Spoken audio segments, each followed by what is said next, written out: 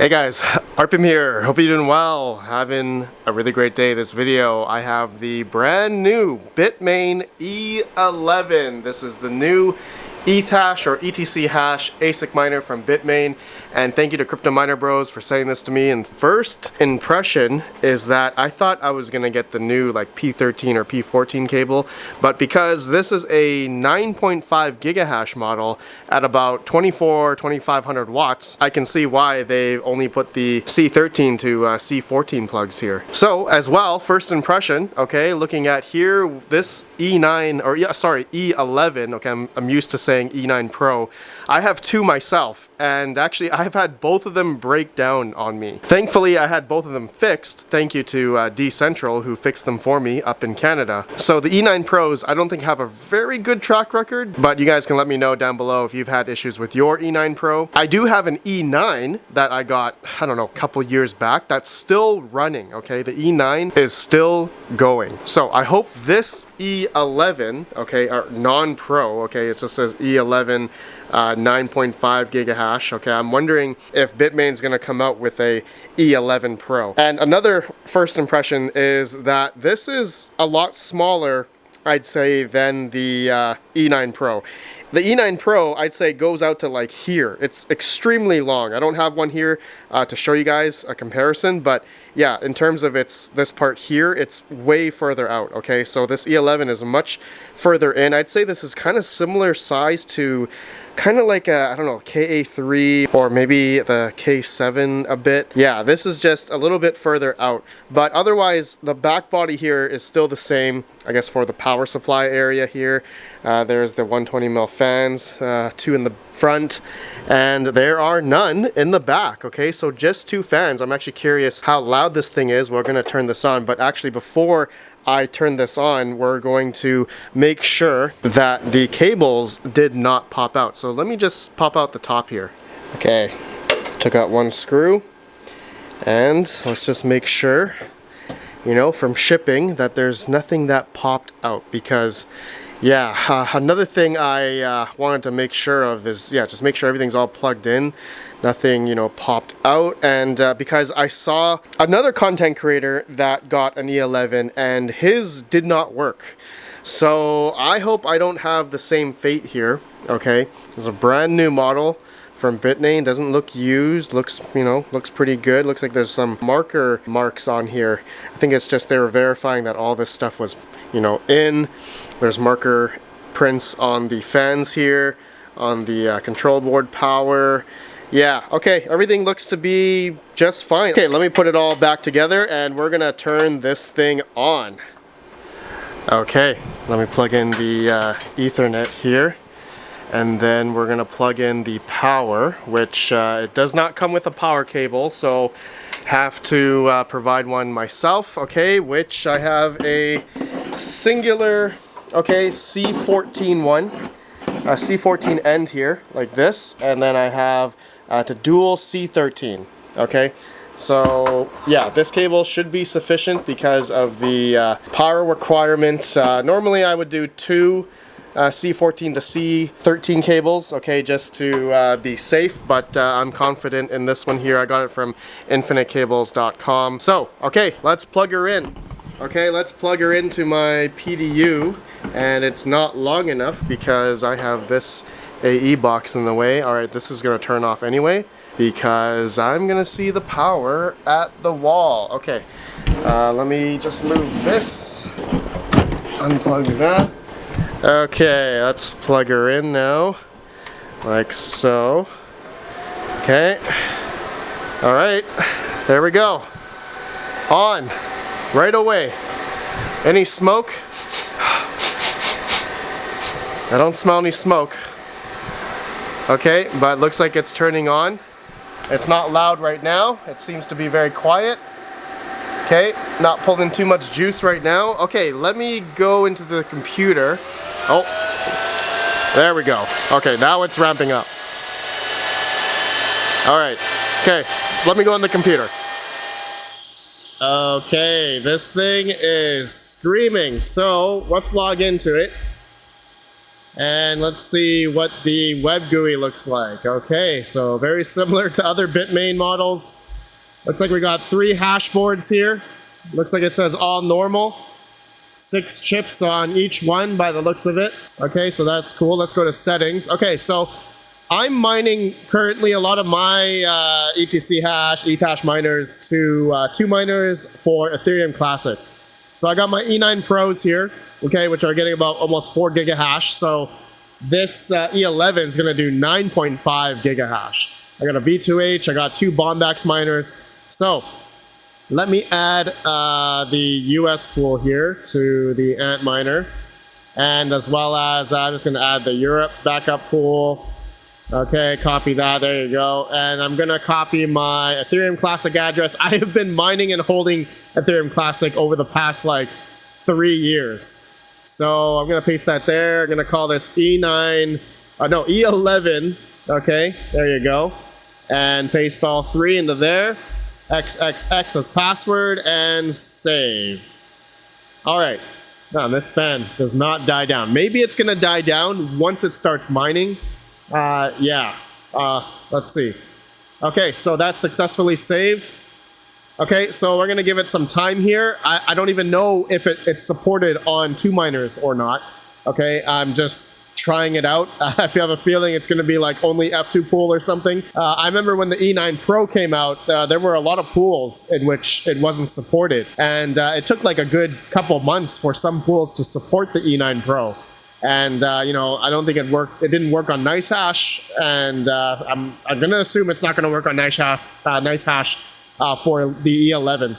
But okay, so while this is okay, it looks like it's connecting now. So I'm gonna let this. It's probably gonna build the DAG. It's gonna take a while, so we're gonna see how long that takes. But in the meantime, I just wanted to compare, okay, the efficiency of the E11. All right, so if this is supposed to be 9.5 gigahash at about 2340 watts, which I'll confirm, we'll confirm later on in this video what it actually does at the wall. The thing is, this one has 5.62 gigabytes of RAM. So this thing is not going to be able to mine ETHW or any of the other ETH coins that have higher than, you know, 5.62 gigabyte in DAG size. So the only ones that, you know, coins like this can realistically mine is Ethereum Classic and Octaspace. So as of recording March 5th, Ethereum Classic is at 3.8 gigabytes. So if we did 5.6 roughly, that's about till 2030. So this E11 could realistically mine Ethereum Classic up until 2030. So that's like another 5 years away. What about like Octaspace? Well, Octaspace I know is much lower in DAG. Right now it's at 2.1.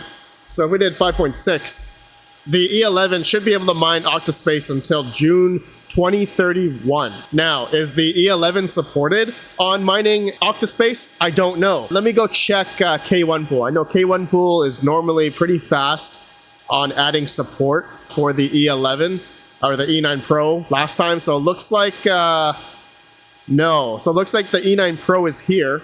Okay, they have a specific port for the E9 Pro and E7. Now, yeah, I'm curious if this is going to work for the E11. So let me just confirm here if it's actually going to work on 2 miners. Okay, looks like it's still. If we go to miner log, I have a feeling it's probably going to start building the DAG, detect chips. Okay, I don't see anything about DAG here. No servers were found that could be get work from. Okay, that was before. So I put in the servers, baud rate, get address, ethtech 6 chips. Yeah, that's all I can see right now. Set voltage. Okay, right now at the wall we're pulling 271 watts. Okay, so I have a feeling it's still just ramping up. But okay, I'm gonna give it some time here. But actually, let's just talk about the efficiency of this thing. Okay, so comparing it to like the Jazz miners, it is a little bit more efficient than the Jazz miners X16Qs. But now there's been a lot of newer models that have come out over the past year, but they have less RAM but are much more efficient. Okay, so but are generally under 6 gigabytes of RAM.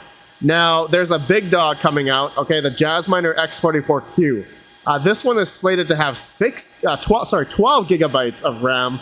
Okay, that's not confirmed. I haven't confirmed it with anybody, but if that's the case, I mean, yeah, that's going to be able to mine, you know, all the forks of eThash, ETC hash forever or for quite a long time. But you know, I haven't confirmed. You know, these haven't come out yet. Okay, so just, you know, a risk is involved. If you guys are actually thinking of buying the E11 right now, the profitability of this thing, well, at my electrical rate, 74 cents. I'll be only able to earn about $4.32 with this thing. Okay, so I'll be yielding about 0.2 ETC a day. So yeah, actually profitability has kind of been tanking a bit. I mean, the market's been going down as well. So I mean, yeah, there's always risks involved with this miner. Oh, and the E11, I don't know if you guys can't hear it anymore because the fans have just went all the way down. So yeah, I can speak with you guys now, and I don't know. Oh, abnormal. Okay, oh, maybe it's gonna start mining now. You know what? Okay, we're gonna give it some time here. Maybe it doesn't work on 2 miners, so I will be right back. Okay, so that took a good, I'd say 20 minutes for it to like actually ramp up. And I'd say at the like 18-minute mark, I finally saw this DAG message. Okay, it also like it felt like it restarted like 3 times.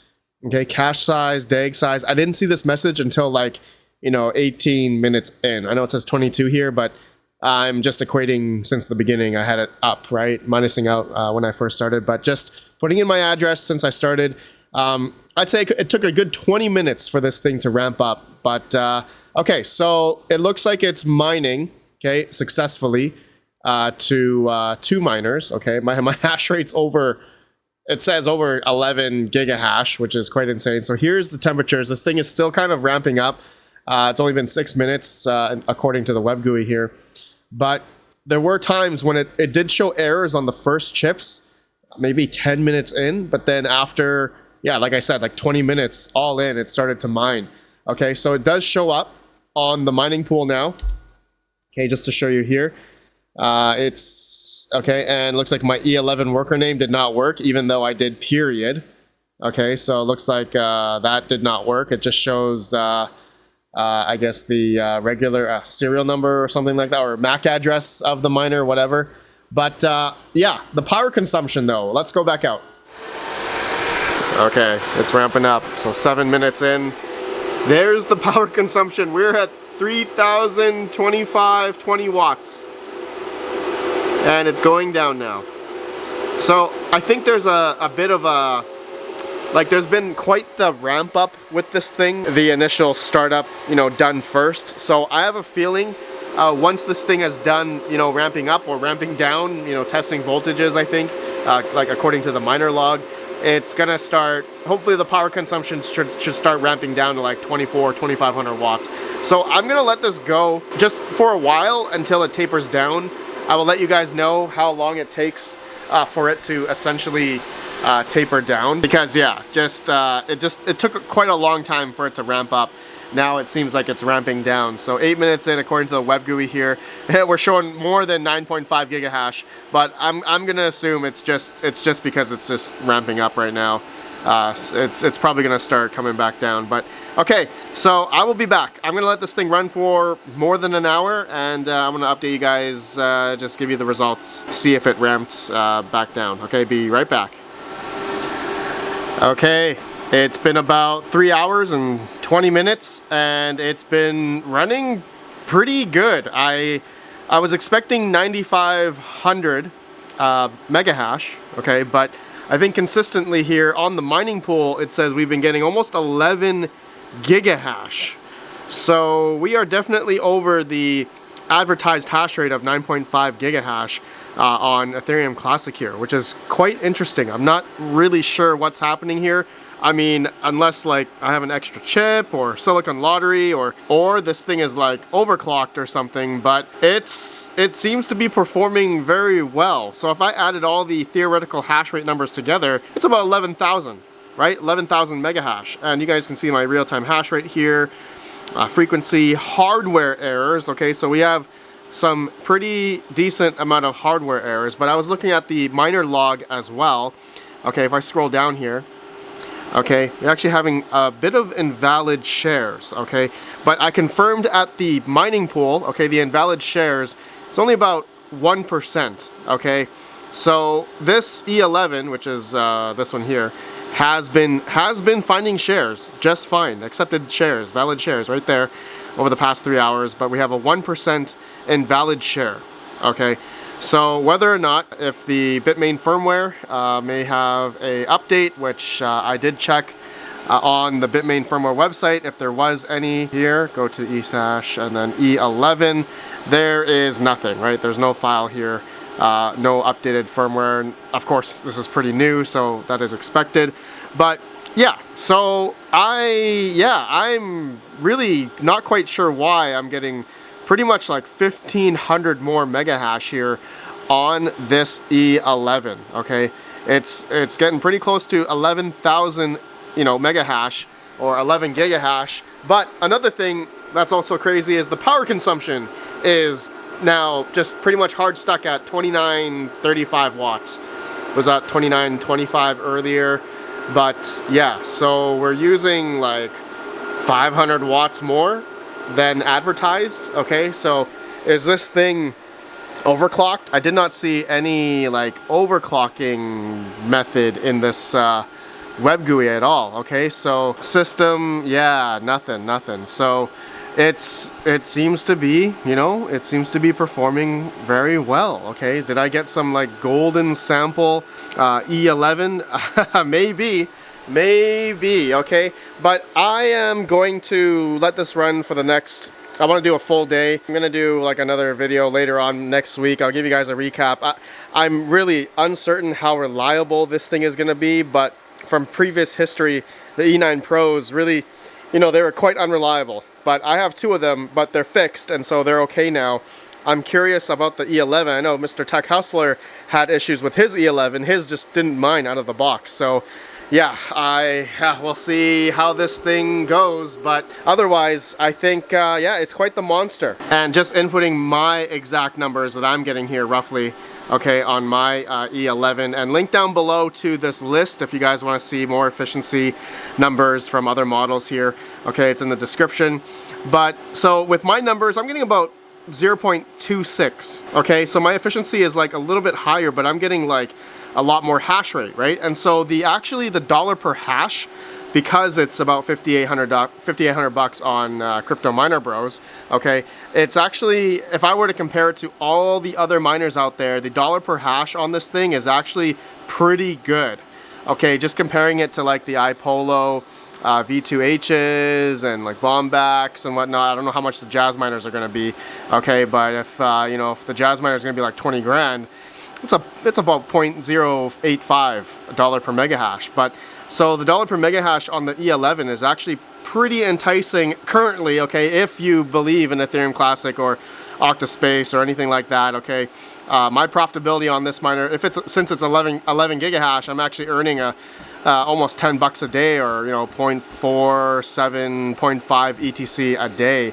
Okay, so yeah, I mean, this thing, it does claim it can do ETH hash and ETC hash at the top of the web GUI there. So it has the ability to mine, hopefully able to mine, you know, Octaspace. But I think currently right now, Ethereum Classic is the most profitable at this point in time. So yeah, whether or not, because the efficiency, we can get better efficiency on the, you know, iPolo V2H's, Bombax miners, and the Jazz Miner X44Q is coming out, they said slated this year. So that's a risk, okay? So there's definitely a risk involved if you are thinking about buying this E11. Okay, there are newer models that are going to be coming out. But in the meantime, yeah, I'll keep you guys updated. Yeah, the average hash rate, you may notice here, it should go up to 10, 11 over the next 24 hours. It's because I haven't been mining with this thing over the past 24 hours. Only been 3 hours and 25 minutes. So yeah, I'll keep you guys updated about this, but let me know your guys' thoughts on the E11. Okay guys, I'll see you on the next video. Have a good one. Peace out. Peace out. Peace out.